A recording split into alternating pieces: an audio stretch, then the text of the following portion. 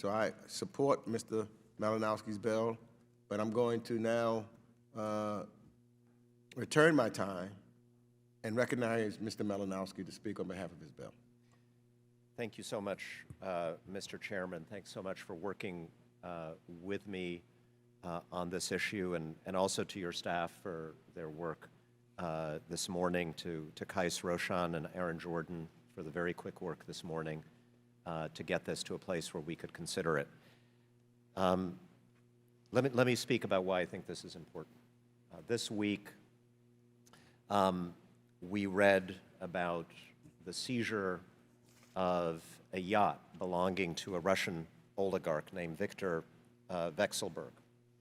It was a $90 million yacht seized with the help of the FBI at the request of the United States government. $90 million is pretty cheap for a Russian oligarch's yacht, actually. Some of these boats run up to $600 million. On top of that, you've got luxury villas and apartments all over the world, bank accounts, and the big kahuna of them all, almost $300 billion in assets of the Russian central bank that was seized by the United States and our allies after the start of the war. These seizures, most of which were pursuant to sanctions imposed immediately after Russia invaded, I think originally we intended to be temporary. We thought, okay, this horrible thing had happened, and as with most sanctions, if we could reverse the horrible thing, the sanctions would be lifted. But now, think of the damage that has been done.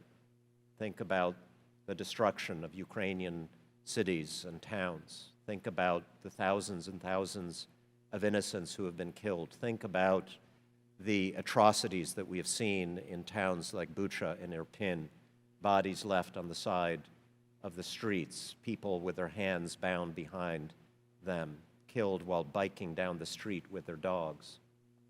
We've all seen those images, and they raise, I think, a pretty important question. Can we imagine, let's say there's a ceasefire that's acceptable to the government of Ukraine. That would be a good thing.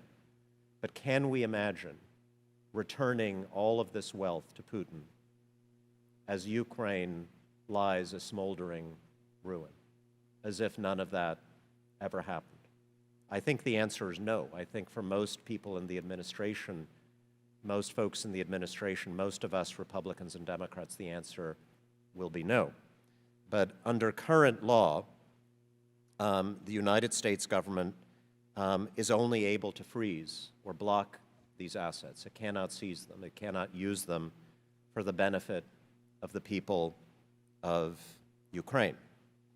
Now, to do so would be a complicated thing, and there have been objections raised on due process grounds, including by organizations like the ACLU that I respect and that we have to take very, very seriously.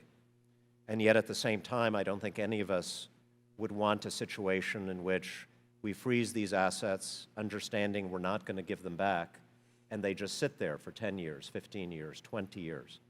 A little aside, the yachts depreciate in value very, very quickly. They become environmental hazards.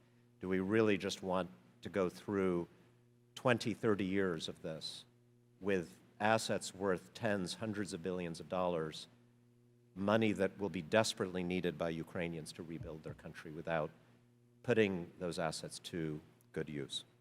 And remember, although the assets may nominally belong to individuals, all of us who understand how Russia works know that these are state assets. These oligarchs are managers. They are not owners. They are allowed to manage these assets on behalf of Putin in exchange for their loyalty to the regime. They earned this money by stealing it in a country where there is no due process, and then they take advantage of our due process to protect it. And we have to consider we have been complicit in that for many, many years, enabling these people to take the wealth that they have stolen from the Russian people, taking advantage of our courts, our privacy, our due process to protect it. So I thank you for working with me to get this bill to a point where we could pass it. What we are doing now is giving the administration essentially 60 days through an interagency task force to figure out how this objective, which we share, can be achieved. If they need new authorities, we'll want them to come back to us and ask for those authorities. But in the meantime, let's signal that the Congress of the United States, on a bipartisan basis, believes that something like this should be done. Hopefully we get it out of here unanimously, get it to the floor.